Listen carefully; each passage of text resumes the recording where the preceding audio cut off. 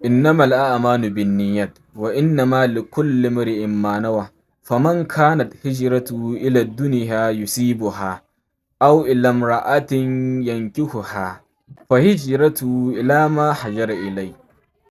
Assalamu alaikum wa rahmatullahi wa barakatuh.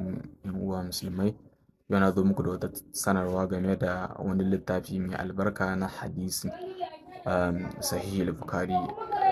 Ina so ku taya ni mu bibiyi littafin nan, mu koye shi tare da ku, mu iya shi tare da ku, kuma mu san ma'anoninsa tare da ku, mu san abubuwa da yawa game da shi kuma tare da ku. A gwargwado dai, bara mu fara darasi na farko daga cikin wannan littafin na Sahih al-Bukhari. Yan uwa, muhimman darussa na cikin wannan hadisi na farko, tabbas niyya ita ce tushen aiki, sannan Allah baya karɓar wani aiki sai da niyya.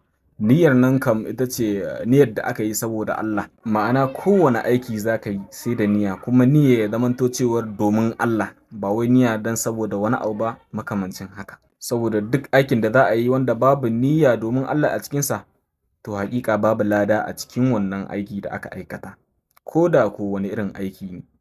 Sannan sakamakon aiki da aka yi da niyya saboda Allah shine sakamakonsa lada. Saɓanin aikin da aka yi ba don Allah ba, ba za a taɓa samun lada akan wannan aikin ba, ko da ko wani irin aiki ne.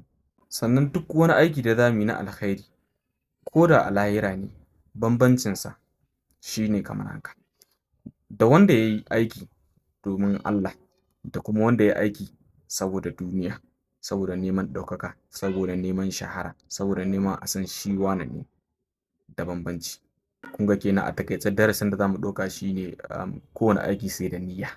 Sannan kuma duk wanda zai yi wani abu ya zamanto cewa saboda Allah ne zai yi, ba wai don saboda duniya ba. Sannan kuma akwai bambancin aikin da aka yi saboda Allah da aikin da aka yi ba saboda Allah ba. Shine muhimman darussa na cikin wannan darasi na farko a cikin Sahih al-Bukhari. Assalamu alaikum warahmatullahi wabarakatuh.